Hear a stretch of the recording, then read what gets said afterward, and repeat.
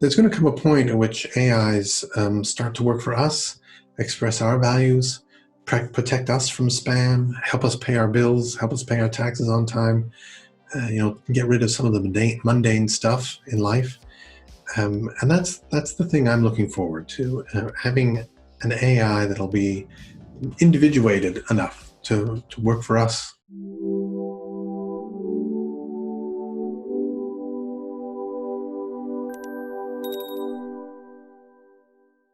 Phil, welcome to Spearlift. Thank you for having me, Devin.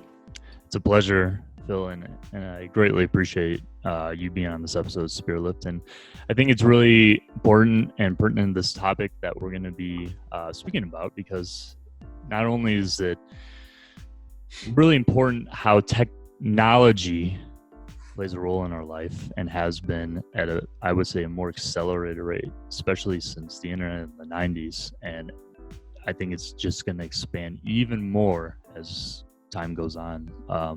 Our connectiveness and interconnectedness with the use of it. So that's what we're going to be speaking about today, our relation with it, and how it can serve for our actual good and well-being, rather than affect us more adversely. So let's just talk about that, because you have a good angle and perspective on this, and essentially an expert. So I want to just start off with a general question, Phil. How can technology be an aid in creating greater human connectedness and relationships, according to you? Well, I think technology, especially digital media, can be very useful for building empathy with other people. Digital media, when it works well, when it disseminates well, is about storytelling.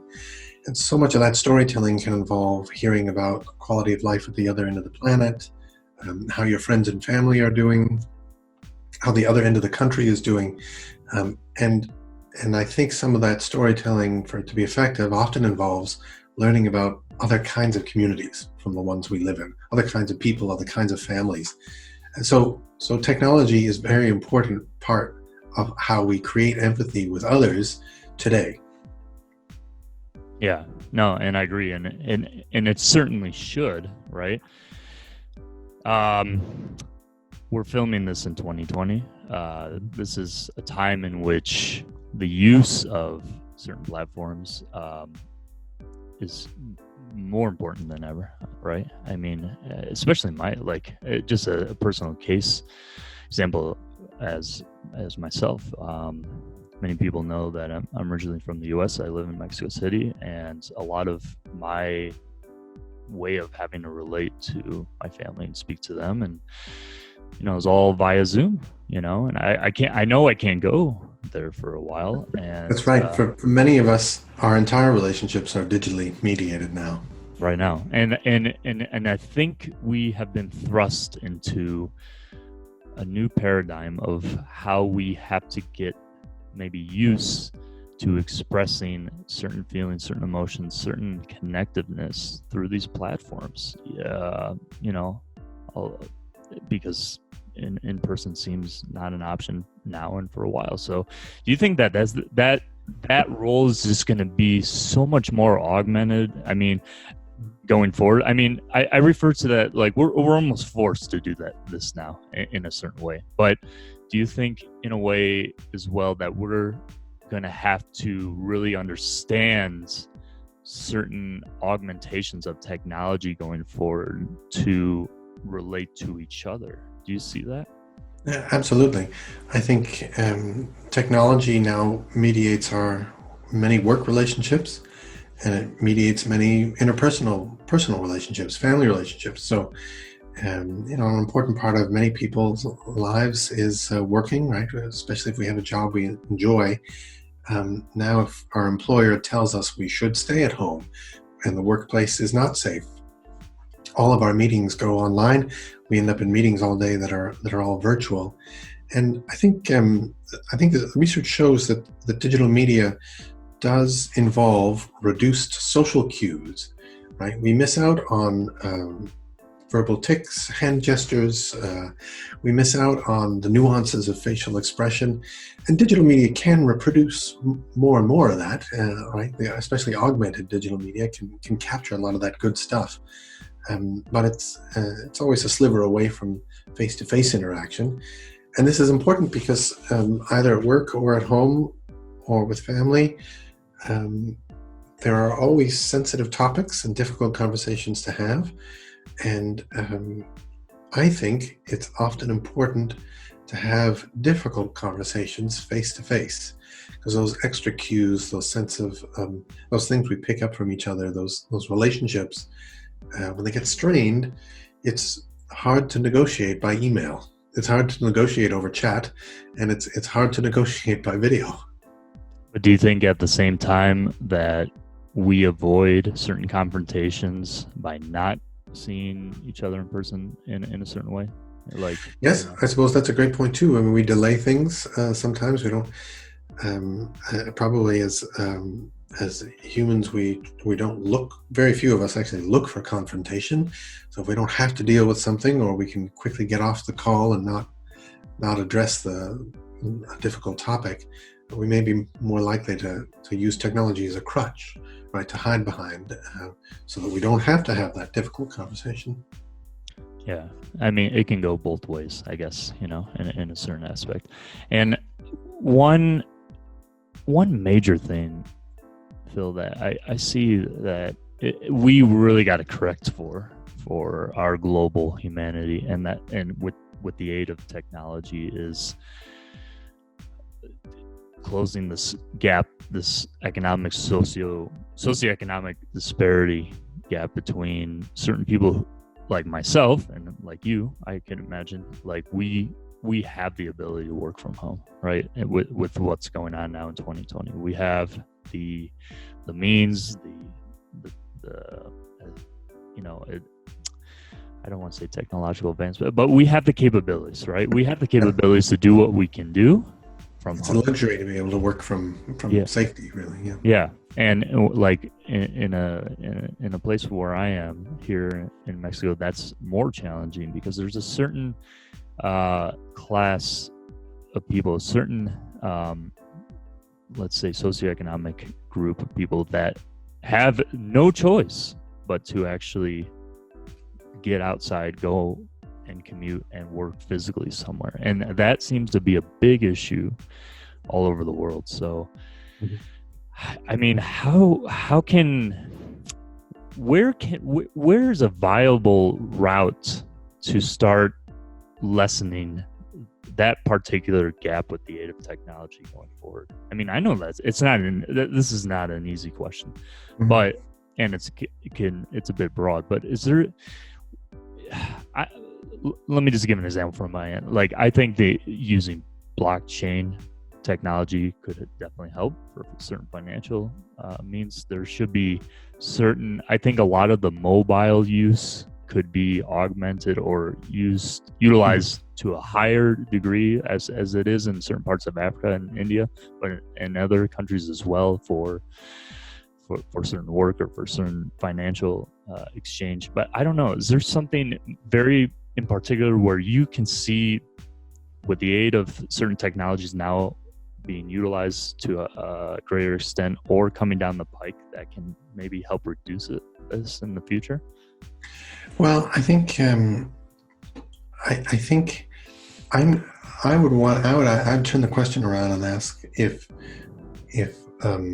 technologies can ever really do that in full, and ask about how we adapt as humans to the use of technology. So I think it's jarring. It can be jarring for somebody my age, or perhaps your age, to have known a world without the internet, or a world in which the world was mostly email, which then became a world that was seemed to be mostly social media, and then to have to make this transformation into a situation where most of the work, at least most of our work or my work, is virtual.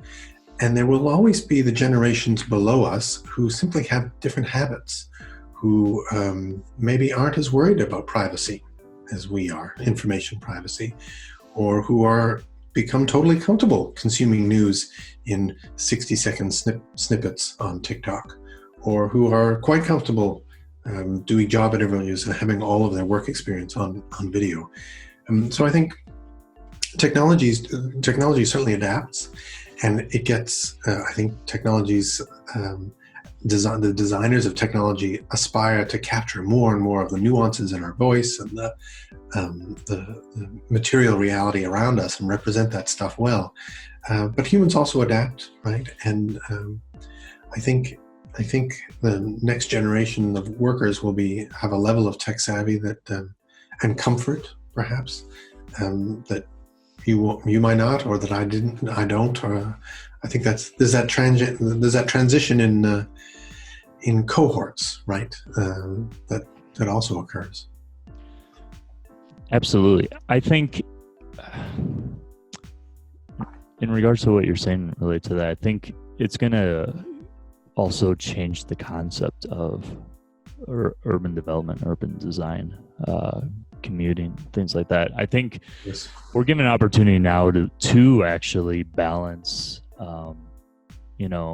our work and home life a bit more. I think sometimes it's actually challenging for certain groups or certain profiles of people like who had or still have no choice but having the kids at home and really pulling at their attention. So that's a bit. And I think and I think there's an important gender component to this that we have to acknowledge as well. Yeah. There's a fair amount of research that suggests when an organization goes to be mostly virtual, that the women who have families tend to work from home, but actually do take over more of the home work than male colleagues. So male colleagues who have to work at home tend to be much more able to block out the home life and focus on work. Women tend not to do that as well. The other thing we know from some research is that when a team moves from being face-to-face, right, to having those social cues, to being virtual, a couple of things happen. The first is that the teams quickly find that they can't be so large. They have to be smaller to be efficient in a virtual meeting. And statistically speaking, that means they're more likely to exclude their female colleagues. So why is that? It's some kind of organizational behavior thing that it was a study of large video game coding teams, which don't have a lot of women in them anyway. But as a meeting gets virtual, in order to be efficient in an hour, the organizations will tend to involve maybe just 3 people or 4 people. They don't need 6 people anymore. They try to stay focused, and in making the choice of who to invite or to involve in a particular meeting, the female colleagues tend to be the ones who get left out. So there's definitely going to be a long-term gender side to this. So I don't think we know fully what it's going to look like, but that's some of the evidence that we think may help us interpret what's happening now.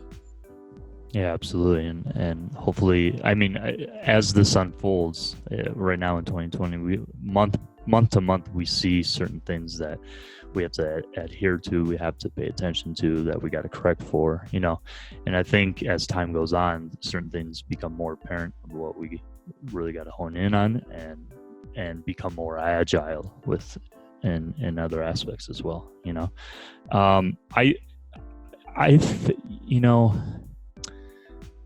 This whole situation, obviously not the whole entire world is going to get on board with, a huge, evolutionary change or let's say human change going forward. I think it'll be piecemeal by region or country or whatever. But I think the point is, what I'm trying to say is that I think we could hand in hand have, in certain parts of the world at least, a way of really embracing technologies to diminish the socioeconomic disparities and also pay attention to what, especially climate related issues, right? I mean, I think I mean, I'm not going to say like, okay, well, certain parts of the world just stop driving cars and stop commuting and whatnot. I don't think that's it. I think, although, maybe certain areas will pay attention to, okay, well, if I, consume my food more like this, and if I, am aware of the way I use transport and reduce emissions like this, then that's important as well. If I'm balancing my time with work and kids, because I avoid the whole commute issue and things like that, and waking up early, that, I mean, there's certain silver linings that my point is, if we really embrace it and utilize the technologies to our advantage, they will put us into a different type of world going forward. No? Yeah, I think that's right. I think I mean, cities already seem a little less choked off, a little less crowded. At least where I am in the few cities that I've been in the last month or so, a little bit less road traffic, and that's nice. It's refreshing. The air seems a little cleaner. I don't know if that's true, but it just seems a little cleaner. Mm-hmm. And there's bound to be some good impacts. I think one of them will be that. So I'm in a large university, right? And one of the impacts is that because we can't travel, we're not putting out so much carbon, right? The carbon footprint of all those conferences and academic get-togethers, we're still doing things virtually. Some conferences I wish could be in person, but our travel budgets are down and our carbon emissions are also down. So what's in your opinion a good way to substitute or redirect funds related to that? Are there positive things you think that can be used in a different way? Some of the better video technologies actually do cost, so we have to spend some of the money on video subscriptions. But in our case for the department I'm in, it's allowed us to spend a little bit more money on scholarships. It's allowed us to spend a little bit more money on equipment we need for the staff, laptops, that kind of thing. And now that everybody's working from home, we have to make sure that they have the equipment they need. They need a fast internet connection. They need to be able to have a video call uninterrupted. And of course, if your household has a couple of people who are working, you need to have enough bandwidth for several simultaneous video calls without anybody dropping. And that's probably that's a pretty important technology challenge. 100%. I mean, and hopefully, wherever you work, most people will, or most organizations will really dedicate that focus and hone in on like what's important at home, what's for your workstation, for your privacy, for your focus, for the capabilities and tools you need to do what you can do well, with given the situation we're in. I see going forward as well, Phil, like if it becomes more of a norm, in most places for having, more of this kind of sharing and information and workstation and home life of doing things, and with all these platforms that we engage in more and more, Zoom and who knows what else comes online, and Teams and things like that, Microsoft Teams, whatever it may be now and going forward, I kind of worry in a certain way as well about maybe, let's say, security hacking, things like that. Is it sort of personal security, or do you mean your bank or the government or an election? Or all of it? I mean, part of what you're saying with that depends on what you pay attention to personally, I think. I mean, some people just tune out the world sometimes, but I think just for the individual, like if there's people who fortunately, like you and I, who can work from home, and we have that, let's say, certain, I don't know, like privilege, not that we are privileged, let's say, but we're grateful to be in the situation we are, basically, right? And not have to just completely be off the rails with a bad economic situation, as many people unfortunately are suffering with, and I wish the best for everyone always who's going through a bad time right now. But my point is more just like because I've heard in some cases that hackers get more clever and prying more into people's homes and just stealing information. Yeah. So that's what I worry about. Well, there was a dramatic hack, it's either yesterday or today, right, of a bunch of Twitter handles from prominent Elon Musk and a bunch of politicians who got hacked on Twitter. So they certainly are getting more aggressive, and there's no such thing as a fully secure technical system. I don't know if there ever has been. Yeah. Well, yeah, I guess we just got to be up to date with the right protections as well going forward, Phil, what technological tool or advancement do you see coming down the pike that will really be a huge player in our use of it if we utilize it properly as humans in the next few years or next decade? So I take that as an invitation to talk a little bit of science fiction, right? This is a long time away, I think, or it's hard to know how far in the future it is, but I think one of the next big innovations that I'm excited about are the prospects of having not just AI, so advanced machine learning that does sophisticated things with large amounts of data, but having AI that works for us individually. So most of the stories about AI and how AI is going to transform society are about what government can do with AI, or what a big firm can do with AI to try to improve public life. There's going to come a point at which AIs start to work for us, express our values, protect us from spam, help us pay our bills, help us pay our taxes on time, get rid of some of the mundane stuff in life. And that's the thing I'm looking forward to, having an AI that'll be individuated enough to work for us on our own personal agenda, express our values.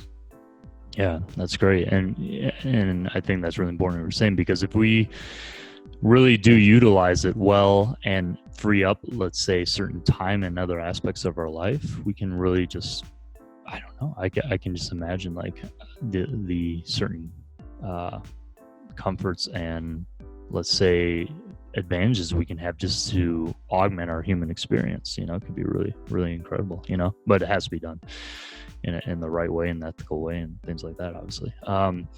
My final question, Phil, is this. Phil, just to conclude our conversation, and thank you again so much for your time and being on this episode of Spearlift, what would be your advice for just a kind of positive notion for people in the way that they engage with technology? How can it be a catalyst for something positive for us going forward from now on? What would be your advice to spearlifters regarding that? I think the way to make technology a positive force for good is to be active in using it. And by that I mean, if you're using social media, check it once a month to remove trolls, the people you don't actually know. Don't forward stuff that you haven't actually read yourself. Because if you forward stuff that's sensational or conspiratorial or extremist, you could hurt somebody in your network, and you could pass misinformation. So actively read stuff before you like it or favorite it or pass it along.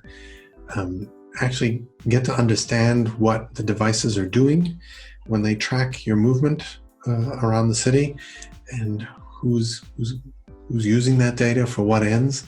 And it can be sort of worrying, anxiety-inducing to trace all this down.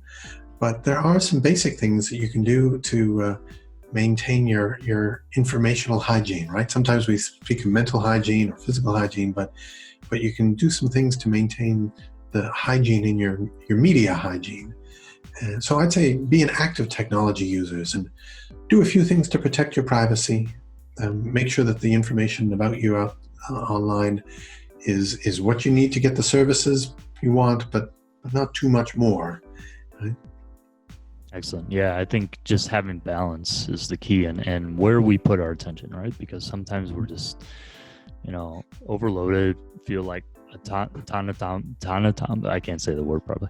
We feel like robotic in a way, like Yep. just with the use of these things, and we kind of go on autopilot.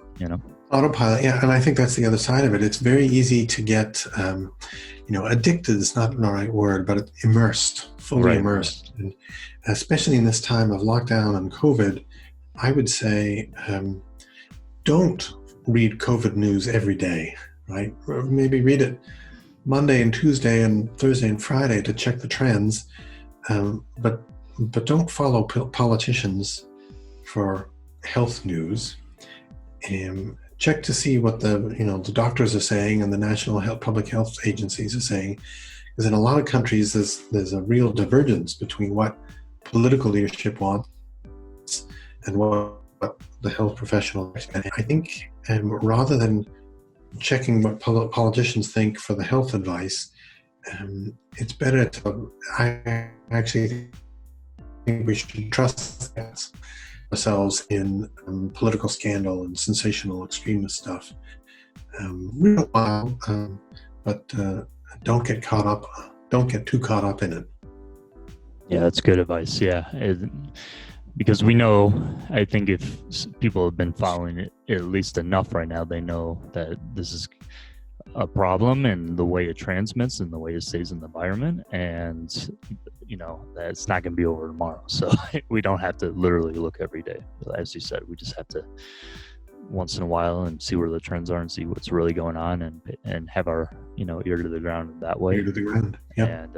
And be on the same page with our employers, and just see how things are going on that and with work. So again, thank you so much, Phil. And where can Spirit Lifters know more about you and find more information about you?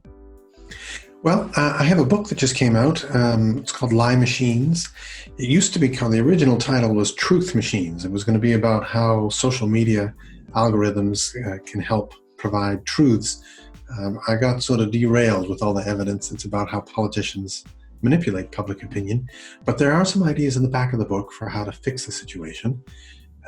The book is called Lie Machines. It's available from Yale University Press. And actually, I can offer a discount code for listeners for 30% off if you use the code YLIES when you buy the book from the publisher site. You get 30% off if you're still interested in this kind of stuff.